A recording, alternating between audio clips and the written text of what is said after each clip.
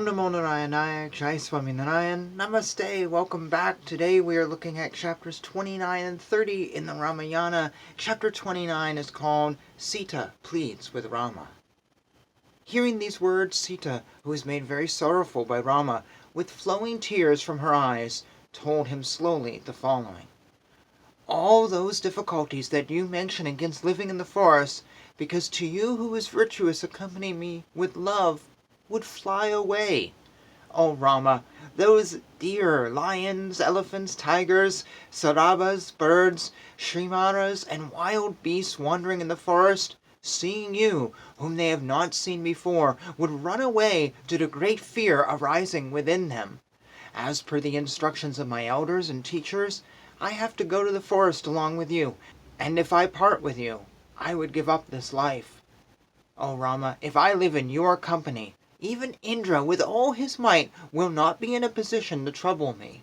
O Rama, with great liking to me, you have instructed that a wife cannot and should not live without the company of her husband. Moreover, when I was in my father's house, great Brahmins, who having heard about me, have foretold that I will have to live in the forest for some time. Having heard the words of the great Brahmins, based on my form, I had been daily desirous of living in the forest. It is necessary for me to obtain permission to stay along with you in the forest, for there is no question of me not accompanying you to the forest. The prediction will come true, and I will accompany you to the forest. The time has arrived for the prediction of the Brahmins to be realized. O valorous one, I am aware of the several hardships that are likely to happen in the forest, and know that such hardships are experienced by those whose senses are not under control. When I was young and living in my father's house, a beggar woman saint predicted forest life for me right in front of my mother. Earlier, you had favored my services to you for a long time, and now I desire to live with you in the forest. Since then, I am waiting for departing to the forest, and I would very much like to follow my valiant lord to the forest. By following the husband with love, I would become a lady without sins, as husband is my God.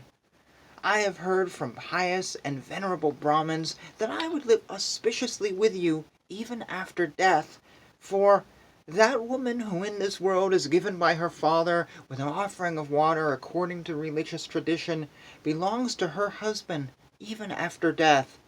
I, being a virtuous woman of good conduct belonging to you, why are you not interested in taking me from this place? I am your devotee, a virtuous wife who is depressed, and an equal in your pleasures and sufferings, and so it is only proper for you to share your sorrows and joys. If you do not wish to take me, who is suffering with great sorrow, to the forest, then I shall take refuge in poison, or water, or fire, which would become my cause of death. Though she pleaded about coming with him, Rama was not willing to take her to the desolate forest. When told like this, the worried daughter of Mithila shed warm tears on the ground, so as to wet the ground before her. Rama consoled in many ways that greatly sad Sita. Thus ends chapter 29. Chapter 30 is called Rama's Permission to Sita.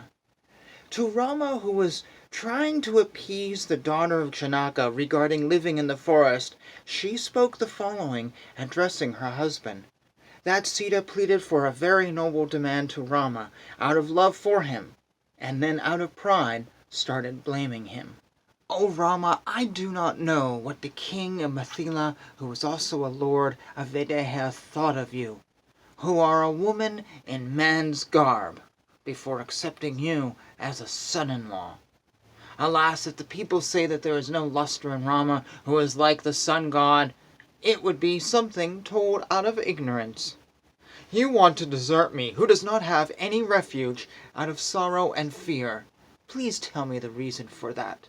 I am like Savitri, who faithfully followed Satyavan, and please know that I am under your subordination. O blemishless Rama, I am not like any other ordinary woman who brings disgrace to my family. My mind will not even think about anyone except you, and so I shall go to the forest along with you.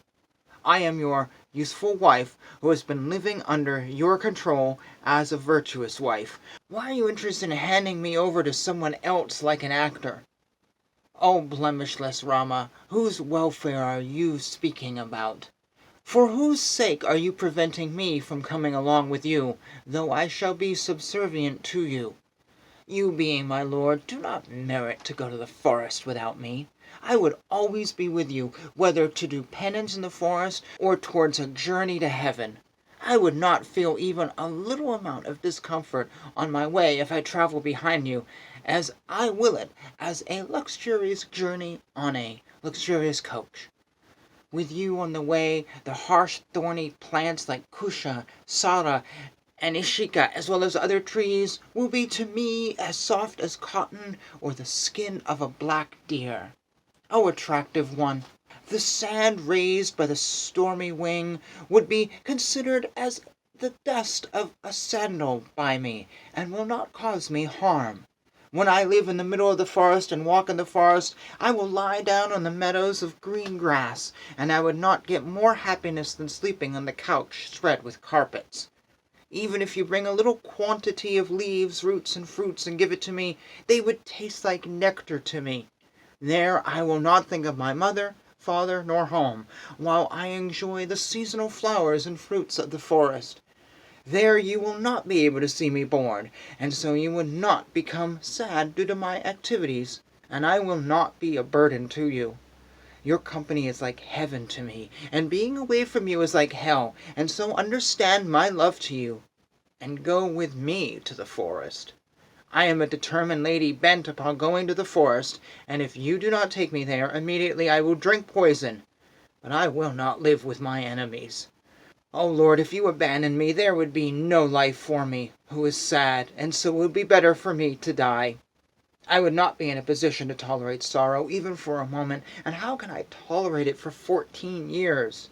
Thus caught in the grips of great sorrow, she cried pitiably, embraced her husband tightly, and wailed in a loud voice. Like a she-elephant pierced by poisoned arrows, she lashed at Rama with a rain of words and unrestrained tears, like a flame produced by rubbing one stick to another. Out of great distress, tears that were like crystals sprang from her eyes, which were like water on a lotus leaf. Her face, which was like a spotless full moon, due to the flowing of tears from her expressive eyes, withered like a lotus plucked from the water. Rama hugged her tightly, who appeared fainted due to great sorrow, and pacified her, and said to her, O lady, I do not deserve even heaven at the cost of your grief, and there is not even a little fear in me, like the self-created being. O auspicious lady, without knowing about your real view of the matter, I never wished you to live in the forest, though I am capable of protecting you. O daughter of Mithila, since you were created for going to the forest with me, as a self-respecting man, I cannot abandon you, as I cannot abandon my fame. O lady who has thighs like the trunk of an elephant, this was the Dharma practiced earlier by beings like Suvrakshala following the sun. I could not say, I will not go there, when the truth, nourished by my father, ordered me to go to the forest. O lady with well-formed posteriors, obedience to the father and mother is an act of Dharma, and because of that, I do not want to disobey their truthful order and continue to live. Mother, father, and guru are always within our reach, and so how can we not obey them and then try to worship God who is not visible? Those three are equal to the three worlds, and in this world there is nothing as holy as them, and so they are to be worshipped. Neither truth nor charity nor sacrifices with payment of dakshina are considered as powerful as doing service to the Father. If one fulfills the desire of the Father, it is not even slightly difficult to achieve heaven, money, grains, knowledge, sons, and all other pleasures. Great men who are devoted only to the service of their father and mother would easily attain the worlds of Devas, or Gandhavaras, or Lord Vishnu, or Lord Brahma, or any other desirable worlds. Whatever command my father gives, who is well established in the path of truth and dharma, I desire to obey them, as they are indeed the eternal truth. O Sita, my mind is now determined to take you to the Dandaka forest, as you are determined to follow me, and say that you would live there. O exquisitely beautiful lady, whose eyes are like wine, you have been created to accompany me to the forest, and so you can follow me, and assist me in doing my dharma there. O my wife, you have taken the auspicious decision which is highly fitting to the dharma of your family, yourself, and myself. Commence doing all that is necessary to reside in the forest, and without you even heaven will not please me.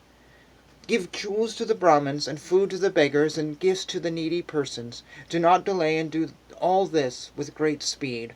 Give to your servants costly ornaments, blessed apparels, whatever things are charming and meant for entertainment, couches, palanquins, and other such things. Give all the rest to the Brahmins.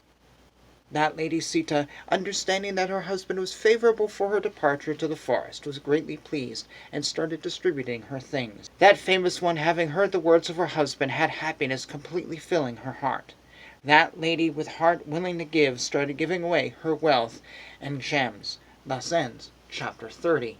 And thus we have the beginning of their walk together as a couple. And of course, Rama is right to not want to bring her. It is dangerous, but at the same time, she saw a premonition and knew that this was the way. And to quote Star Wars, this is the way. So, we'll pick this up next time. Thank you for joining me, as always, as we walk through Valmiki's 7-part Ramayana. Jai Shri Krishna, Jai Shri Swaminarayan. Hare Krishna, Krishna Krishna, Hare Hare, Hare Rama, Rama Rama, Hare Hare.